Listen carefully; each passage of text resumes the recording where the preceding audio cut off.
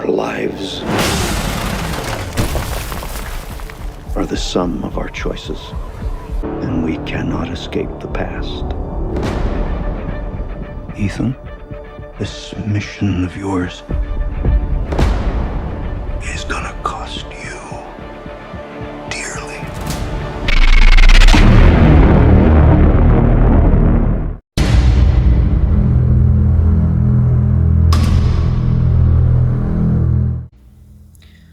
Bersama dengan dunia mafia, dunia spionase alias dunia intelijen, itu sering sekali disalahartikan. Kalau mafia itu kita mikir hanya berisi gangster, orang-orang yang jago berkelahi, tukang pukul, preman, kemana-mana pegang pistol. Sementara kalau dunia intelijen itu, dunia mata-mata itu, kita pikir hanya berisi orang-orang kayak James Bond atau Ethan Hunt dari Mission Impossible. Itu orang gagah, ganteng, dikagumi banyak cewek, yang pintar dalam bela diri, aksi dengan senjata api maupun kebut-kebutan, dan mampu nyupiri berbagai macam kendaraan seperti mobil, truk, motor, pesawat, helikopter, bahkan kapal pun bisa, dan kebut-kebutan. Padahal sebetulnya jauh lebih dari itu. Selamat datang di Kata Wiwi, kelas menulis online dari saya di channel YouTube ini. Dan untuk kali ini ini edisi khusus karena audisi yang ini saya memenuhi request dari teman saya di Facebook yang bernama Yusma. Ini orangnya, dan seperti yang ada di komen itu, dia merequest acara atau tips untuk menulis novel genre atau tema mata-mata. Langsung saja kita membahas tentang mata-mata. Apa tuh sebenarnya mata-mata itu? Mata-mata dalam bahasa Inggris kita sebut spy. Mereka adalah kru atau instrumen utama dari dunia intelijen. Hanya saja yang kita dan banyak orang salah persepsi adalah bahwa mata-mata itu tidaklah seperti James Bond atau Ethan Hunt, atau kita tahu ada film lain yaitu Triple X, Xander Cage, dan semua atau kalau yang remaja ada Agent Cody Banks, yaitu mata-mata tapi yang remaja. Mata-mata itu sebenarnya tidaklah seperti itu, karena yang dilakukan mata-mata sebenarnya itu sebetulnya jauh dari urusan action, laga, atau aksi-aksi yang heroik dan mendebarkan. Bukan itu sama sekali. Bahkan mata-mata yang sesungguhnya tidak mengerjakan itu. Apa yang ada di film hanyalah sebuah romantisasi yang merupakan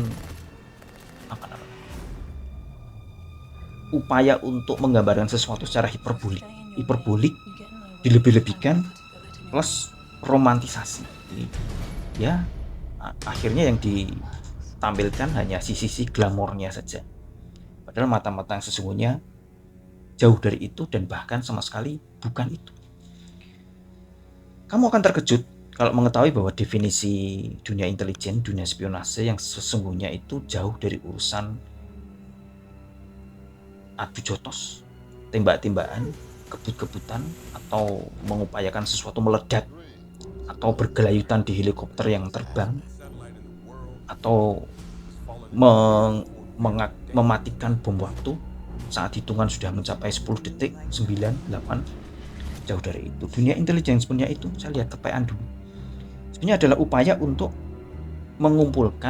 mencari dan mengumpulkan informasi untuk tujuan satu lembaga, organisasi, negara, atau individu tertentu. Jadi sesungguhnya dunia mata-mata, dunia intelijen itu urusannya hanya dengan informasi, mencari keterangan. Intelijen sebetulnya sama persis dengan dunia wartawan. Saya ini seorang wartawan, sudah pensiun, tapi dulu saya wartawan dan saya lulusan jurnalistik S1-nya. Sehingga yang saya lakukan itu mencari informasi, dan itu persis seperti itulah yang dilakukan oleh agen-agen intelijen atau yang kita sebut sebagai spy atau mata-mata.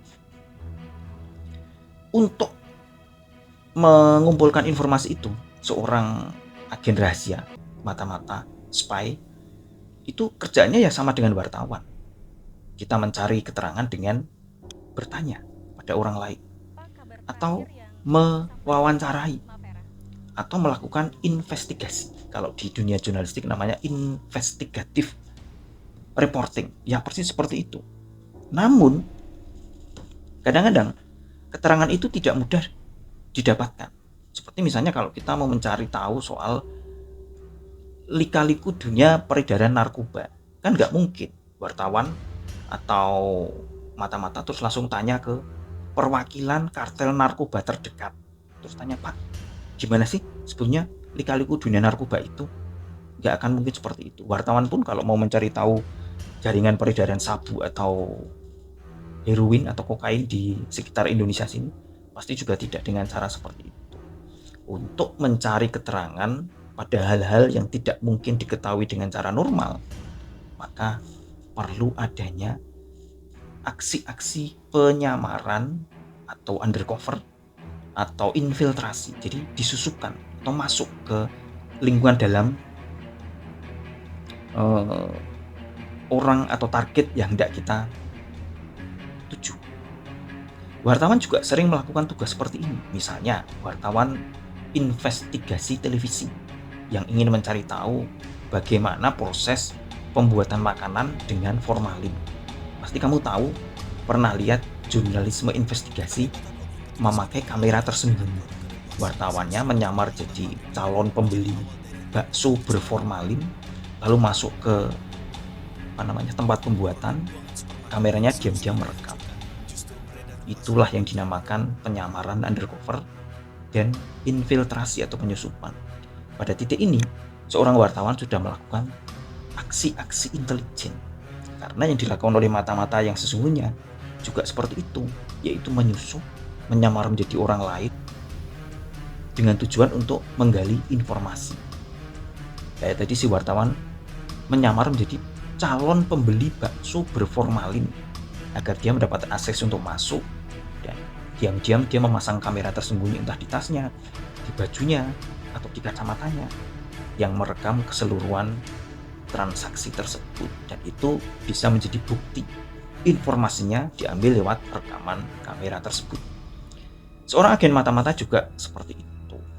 Banyak sekali kita tahu dulu pada zaman perang dingin, agen-agen KGB Uni Soviet dan agen-agen CIA Amerika Serikat itu saling berkirim mata-mata ke negara lawan.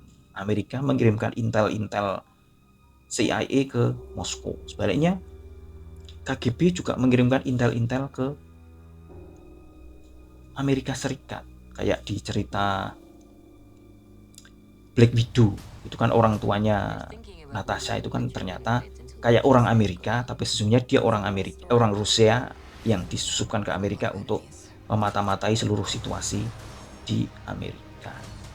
Jadi dunia intelijen itu sebetulnya adalah upaya untuk mencari informasi.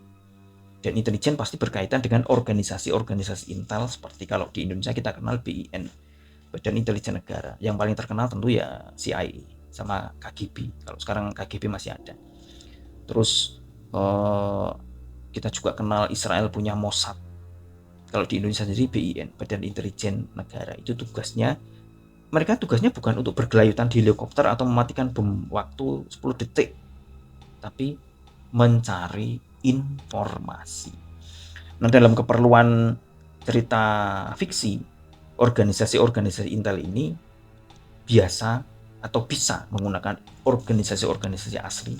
Kalau di sini ya mungkin kalau takut menjadi apa-apa, kita bisa menyebut organisasi intel fiktif, terserah.